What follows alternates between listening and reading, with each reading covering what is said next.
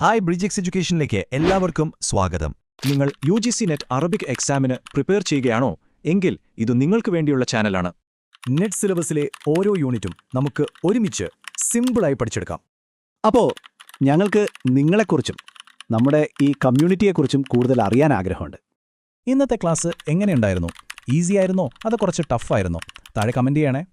ഇനി ഏതൊക്കെ ടോപ്പിക്കുകളാണ് നമ്മുടെ ക്ലാസ്സുകളിൽ വേണ്ടതെന്ന് തീർച്ചയായും നിർദ്ദേശിക്കണം. ഇതുപോലെ ഓരോ യൂണിറ്റും കവർ ചെയ്യുന്ന കൂടുതൽ ക്ലാസുകൾക്കായി ഈ ചാനൽ ഇപ്പോൾ തന്നെ സബ്സ്ക്രൈബ് ചെയ്യുക. നിങ്ങളുടെ ഫ്രണ്ട്സിനും ഗ്രൂപ്പുകളിലും ഷെയർ ചെയ്യുക. നമസ്കാരം. അറബി സാഹിത്യം പഠിക്കുന്ന എല്ലാ കൂട്ടുകാർക്കും സ്വാഗതം. പ്രത്യേകിച്ച് UGC നെറ്റ് പോലുള്ള പരീക്ഷകൾക്ക് തയ്യാറെടുക്കുന്നവർക്ക് ഈ വിവരണം ഒരുപാട് ഉപകാരപ്പെടും. അറബ് ലോകത്ത് സാഹിത്യത്തെ ആളുകൾ നോക്കിക്കാണുന്ന രീതിയെ തന്നെ മാറ്റിമറിച്ചൊരാളെയാണ് നമ്മളിന്ന് പരിചയപ്പെടാൻ പോകുന്നത്. അദ്ദേഹമാണ് മുഹമ്മദ് ഗുനൈമി ഹിലാൽ. വരൂ, നമുക്ക് അദ്ദേഹത്തിന്റെ ജീവിതത്തിലൂടെയും പ്രധാനപ്പെട്ട സംഭാവനകളിലൂടെയും ഒന്ന് സഞ്ചരിക്കാം. ഓക്കെ, അപ്പോൾ നമുക്ക് തുടങ്ങാം.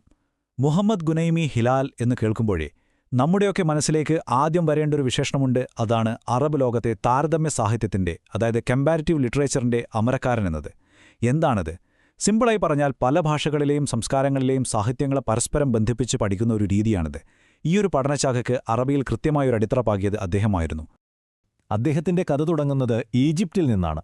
ഹിലാലിന്റെ കുട്ടിക്കാലവും വിദ്യാഭ്യാസവുമൊക്കെ എങ്ങനെ ഒരു പശ്ചാത്തലത്തിലായിരുന്നു എന്ന് നമുക്ക് നോക്കാം.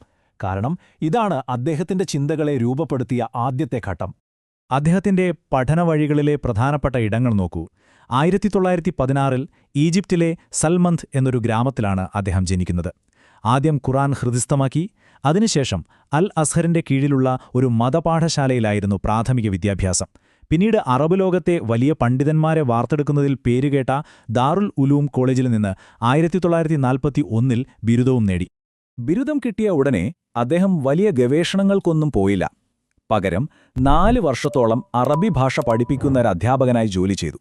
ആ ഒരു കാലഘട്ടം ഭാഷയിലുള്ള അദ്ദേഹത്തിന്റെ അറിവിനെ കൂടുതൽ ആഴമുള്ളതാക്കി മാറ്റി. പക്ഷേ അദ്ദേഹത്തിന്റെ ജീവിതം തന്നെ മാറ്റിമറിക്കാൻ പോകുന്ന ആ വലിയ യാത്ര തൊട്ടടുത്ത് കാത്തിരിപ്പുണ്ടായിരുന്നു. ഇനി നമ്മൾ അദ്ദേഹത്തിന്റെ ജീവിതത്തിലെ ഏറ്റവും നിർണായകമായ, ഏറ്റവും വലിയ മാറ്റങ്ങൾക്ക് കാരണമായ ഒരു ഘട്ടത്തിലേക്കാണ് കടക്കുന്നത്. പാരീസിലേക്കുള്ള അദ്ദേഹത്തിന്റെ പഠനയാത്ര. ഈ ഒരു യാത്രയാണ് മുഹമ്മദ് ഗുനൈമി ഹിലാലിനെ നമ്മൾ ഇന്നറിയുന്ന ആ വലിയ പണ്ഡിതനാക്കി മാറ്റിയത്. ഈ യാത്രയ്ക്ക് ഒരു ചരിത്രപരമായ പ്രാധാന്യം കൂടിയുണ്ട്. ലോകം രണ്ടാം ലോകമഹായുദ്ധത്തിന്റെ ആഘാതത്തിൽ നിന്ന് പതിയെ കരകയറുന്നൊരു സമയമായിരുന്നു അത്. ആ യുദ്ധത്തിനു ശേഷം യൂറോപ്പിലേക്ക് അറിവ് തേടിപ്പോയ ആദ്യത്തെ ഈജിപ്ഷ്യൻ പഠനസംഘത്തിലെ ഒരംഗമായിരുന്നു അദ്ദേഹം. 1945 ആ ചരിത്രപ്രധാനമായ യാത്ര. അദ്ദേഹത്തിന്റെ ജീവിതത്തിലെ പ്രധാന സംഭവങ്ങൾ ഈ ടൈം ലൈനിൽ നമുക്ക് ഒറ്റ നോട്ടത്തിൽ കാണാം. 1916 ജനിക്കുന്നു. 1941 ബിരുദം നേടുന്നു. പിന്നെ ജീവിതം മാറ്റിമറിച്ച 1945 ഫ്രാൻസ് യാത്ര. അവിടെ ലോകപ്രശസ്തമായ സോർബോൺ യൂണിവേഴ്സിറ്റിയിൽ നിന്ന് 1952 ഡോക്ടറേറ്റ്. പിന്നീട് ഈജിപ്തിൽ തിരിച്ചെത്തി അൽ അസർ പോലുള്ള വലിയ സ്ഥാപനങ്ങളിൽ അധ്യാപകനായി. ഒടുവിൽ 1968 കൈറോയിൽ വെച്ച് അദ്ദേഹം ഈ ലോകത്തോട് വിട പറഞ്ഞു. 7 വർഷം, അതെ, വളരെ നിർണായകമായ 7 വർഷങ്ങളാണ് അദ്ദേഹം പാരീസിൽ ചെലവഴിച്ചത്. ഈ കാലയളവിൽ അദ്ദേഹം യൂറോപ്യൻ അക്കാഡമിക് ലോകത്ത് പൂർണ്ണമായും മുഴുകി. പുതിയ ചിന്തകളും പഠനരീതികളുമൊക്കെ സ്വായത്തമാക്കി. ഇവിടെയാണ് കഥയിലെ ഏറ്റവും പ്രധാനപ്പെട്ട ഒരു ട്വിസ്റ്റ്. അദ്ദേഹം ഡോക്ടറേറ്റ് നേടിയത് ലോകത്തിലെ തന്നെ ഏറ്റവും പ്രശസ്തമായ യൂണിവേഴ്സിറ്റികളിലൊന്നായ പാരീസിലെ സോർബോണിൽ നിന്നാണ്. അതും വെറുമൊരു വിഷയത്തിലല്ല, താരതമ്യ സാഹിത്യം എന്ന വിഷയത്തിൽ തന്നെ. അതായത് പിൽക്കാലത്ത് താൻ അറബ് ലോകത്ത് സ്ഥാപിക്കാൻ പോകുന്ന ആ പഠനശാഖയിൽ തന്നെയായിരുന്നു അദ്ദേഹത്തിന്റെ ഗവേഷണം. ഇതൊരു യാദൃച്ഛികതയായിരുന്നില്ല, മറിച്ച് വ്യക്തമായ ഒരു പദ്ധതിയുടെ ഭാഗമായിരുന്നു. ഈജിപ്തിൽ തിരിച്ചെത്തിയ ശേഷം താൻ യൂറോപ്പിൽ നിന്ന് നേടിയ അറിവുകൾ പ്രചരിപ്പിക്കാനും തന്റേതായൊരു അക്കാദമിക് പാരമ്പര്യം കെട്ടിപ്പടുക്കാനുള്ള വലിയ ദൗത്യം അദ്ദേഹം ആരംഭിച്ചു. പാരീസിൽ നിന്ന് നേടിയ പുതിയ അറിവുകളുമായി അദ്ദേഹം നിരവധി പ്രമുഖ സ്ഥാപനങ്ങളിൽ സാഹിത്യത്തിന്റെയും സാഹിത്യ നിരൂപണത്തിന്റെയും പ്രൊഫസറായി. താൻ പഠിച്ചിറങ്ങിയ ദാറുൽ ഉലൂം, ലോകപ്രശസ്തമായ അൽ അസ്ഹർ സർവകലാശാല, സുഡാനീസ് യൂണിവേഴ്സിറ്റി, കെയ്റോയിലെ ഇൻസ്റ്റിറ്റ്യൂട്ട് ഓഫ് അറബിക് സ്റ്റഡീസ്, ഇവിടെയെല്ലാം അദ്ദേഹം പുതിയൊരു തലമുറയ്ക്ക് അറിവ് പകർന്നു നൽകി. അദ്ദേഹത്തിന്റെ പാരമ്പര്യം ഏറ്റവും വ്യക്തമായി നമുക്ക് കാണാൻ കഴിയുന്നത് അദ്ദേഹത്തിന്റെ ഗ്രന്ഥങ്ങളിലാണ്. അറബി സാഹിത്യ വിദ്യാർത്ഥികൾക്ക് ഇന്നും ഒഴിച്ചുകൂടാനാവാത്ത റെഫറൻസുകളാണ് അവയോരോന്നും. അദ്ദേഹത്തിന്റെ ഏറ്റവും പ്രധാനപ്പെട്ട ചില പുസ്തകങ്ങളാണിത്. അൽ അദബ് അൽ മുഹാറൻ. ഇത് താരതമ്യ സാഹിത്യത്തെക്കുറിച്ചുള്ള അറബിയിലെ ഒരു അടിസ്ഥാന ഗ്രന്ഥം തന്നെയാണ്. അർ റൊമാനിക്കിയ, യൂറോപ്യൻ റൊമാന്റിസിസത്തെ അറബ് ലോകത്തിന് ശാസ്ത്രീയമായി പരിചയപ്പെടുത്തിയ കൃതി. അതുപോലെ അന്നഖദ് അൽ അദബി അൽ ഹദീസ്, ആധുനിക സാഹിത്യ നിരൂപണത്തെക്കുറിച്ചുള്ള ആധികാരികമായ ഒരു ഗ്രന്ഥം. പരീക്ഷയ്ക്ക് തയ്യാറെടുക്കുന്നവർ ഈ പേരുകൾ തീർച്ചയായും ഓർത്തുവയ്ക്കണം. അപ്പോൾ എന്തായിരുന്നു അദ്ദേഹത്തിന്റെ പഠനങ്ങളുടെയൊക്കെ കാതൽ? ഒരു സാഹിത്യം എങ്ങനെയാണ് മറ്റൊരു സാഹിത്യത്തെ സ്വാധീനിക്കുന്നത്, എങ്ങനെയാണ് പരസ്പരം കടം കൊള്ളുന്നത് എന്നതായിരുന്നു അദ്ദേഹത്തിന്റെ പ്രധാനപ്പെട്ട ഗവേഷണ വിഷയം.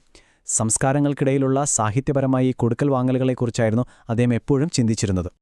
ഇത് അദ്ദേഹത്തിന്റെ താരതമ്യ പഠനരീതിക്ക് ഒരു മികച്ച ഉദാഹരണമാണ്.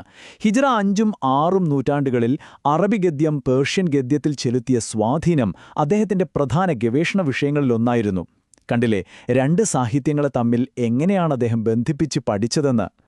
എന്നാൽ അദ്ദേഹത്തിന്റെ ഗവേഷണങ്ങൾ അറബി പേർഷ്യൻ സാഹിത്യങ്ങളിൽ മാത്രം ഒതുങ്ങി നിന്നില്ല. അതിനപ്പുറത്തേക്കും അദ്ദേഹം സഞ്ചരിച്ചു. ഉദാഹരണത്തിന്, പുരാതന ഈജിപ്തിലെ പ്രശസ്ത തത്വചിന്തകയായിരുന്ന ഹൈപ്പേഷ്യയെ ഫ്രഞ്ച്, ഇംഗ്ലീഷ് സാഹിത്യങ്ങൾ എങ്ങനെയാണ് അവതരിപ്പിച്ചത് എന്ന് അദ്ദേഹം പഠിച്ചു. ഇത് അദ്ദേഹത്തിന്റെ കാഴ്ചപ്പാടിന്റെ വിശാലതയാണ് നമുക്ക് കാണിച്ചു തരുന്നത്. അദ്ദേഹം ഒരു ഗവേഷകൻ മാത്രമല്ല, സംസ്കാരങ്ങളെ തമ്മിൽ ബന്ധിപ്പിക്കുന്ന ഒരു പാലം കൂടിയായിരുന്നു. 20-ാം നൂറ്റാണ്ടിലെ പ്രമുഖ ഫ്രഞ്ച് തത്വചിന്തകനായ ഷോൺ പോൾ സാർത്രിന്റെ എന്താണ് സാഹിത്യം എന്ന വിഖ്യാതമായ കൃതി അദ്ദേഹം അറബിയിലേക്ക് വിവർത്തനം ചെയ്തു. ഇത് യൂറോപ്യൻ സാഹിത്യചിന്തകളെ അറബ് വായനക്കാർക്ക് നേരിട്ട് പരിചയപ്പെടുത്താൻ ഒരുപാട് സഹായിച്ചു. ചുരുക്കത്തിൽ ഇതാണ് അദ്ദേഹത്തിന്റെ ഏറ്റവും വലിയ സംഭാവന. ആധുനിക അറബ് നിരൂപണത്തിൽ താരതമ്യ സാഹിത്യ പഠനരീതിയുടെ യഥാർത്ഥ സ്ഥാപകനായി കണക്കാക്കപ്പെടുന്നത് മുഹമ്മദ് ഗുനൈമി ഹിലാലാണ്. അദ്ദേഹം അതുവരെ ഇല്ലാത്തൊരു പുതിയ പാത വെട്ടിത്തുറക്കുകയായിരുന്നു. ഈ വിവരണം അവസാനിപ്പിക്കുമ്പോൾ നമുക്ക് നമ്മളോട് തന്നെ ഒരു ചോദ്യം ചോദിക്കാം. ഹിലാൽ തുടക്കമിട്ട ഈ താരതമ്യ പഠന രീതിക്ക് ഇന്ന് എന്ത് പ്രസക്തിയാണുള്ളത്? മറ്റു ലോക സാഹിത്യങ്ങളുമായി താരതമ്യം ചെയ്യുമ്പോൾ അറബി സാഹിത്യത്തെക്കുറിച്ച് നമുക്ക് എന്തെല്ലാം പുതിയ ഉൾക്കാഴ്ചകൾ നേടാൻ കഴിയും? ഇതൊരു പരീക്ഷയ്ക്ക് വേണ്ടിയുള്ള ചോദ്യം മാത്രമല്ല, ഒരു സാഹിത്യ വിദ്യാർത്ഥി എന്ന നിലയിൽ നമ്മുടെ ചിന്തയെ കൂടുതൽ വിശാലമാക്കാൻ സഹായിക്കുന്ന ഒന്നാണ്. അപ്പോ നമ്മൾ പ്രധാന കാര്യങ്ങളൊക്കെ പറഞ്ഞു കഴിഞ്ഞു. ഇനി അടുത്ത സ്റ്റെപ്പ് എന്താണെന്ന് നോക്കിയാലോ? ഈ വിഷയത്തിലെ മെയിൻ പോയിന്റ്സ് ഒക്കെ നിങ്ങൾക്ക് ക്ലിയർ ആയിട്ടുണ്ടാകും അല്ലേ? അപ്പോ ഏറ്റവും പ്രധാനപ്പെട്ട ചോദ്യം ഇതാണ്: ഇനി എങ്ങനെ പഠനം മുന്നോട്ട് കൊണ്ടുപോകും? നിങ്ങളുടെ പഠനത്തിന് ഒരു മുതൽക്കൂട്ടാകാൻ പറ്റിയ ഒരു വഴിയുണ്ട്. അതാണ് ബ്രിഡ്ജ് 6 എഡ്യൂക്കേഷന്റെ ഈ പുതിയ പ്രിന്റഡ് ബുക്ക്. ഈ ബുക്കിനെ സ്പെഷ്യൽ ആക്കുന്നത് ഇതിന്റെ ഉള്ളടക്കം തന്നെയാണ്. നമ്മുടെ ഓരോ ക്ലാസ്സിലെയും പോയിന്റ്സും കഴിഞ്ഞ 5 വർഷത്തെ നെറ്റ് എക്സാം ക്വസ്റ്റ്യൻസും ഇതിലുണ്ട്. ഈ ബുക്കിന്റെ ഒരു കോപ്പി ഓർഡർ ചെയ്യാൻ വളരെ എളുപ്പമാണ്. ഓർഡർ ചെയ്യാൻ താഴെ കമന്റ് ബോക്സിൽ നിങ്ങളുടെ ഫോൺ നമ്പറും അഡ്രസ്സും കൊടുത്താൽ മതി. നിങ്ങളുടെ വിജയത്തിലേക്കുള്ള യാത്രയിലെ ഈ പുസ്തകം ഒരു വലിയ സഹായമാകട്ടെ. നിങ്ങളുടെ പഠനത്തിനും ശോഭനമായ ഭാവിക്കും എന്റെ എല്ലാവിധ ആശംസകളും. അപ്പോ അടുത്തൊരു വിഷയവുമായി നമുക്ക് വീണ്ടും കാണാം. Thank you.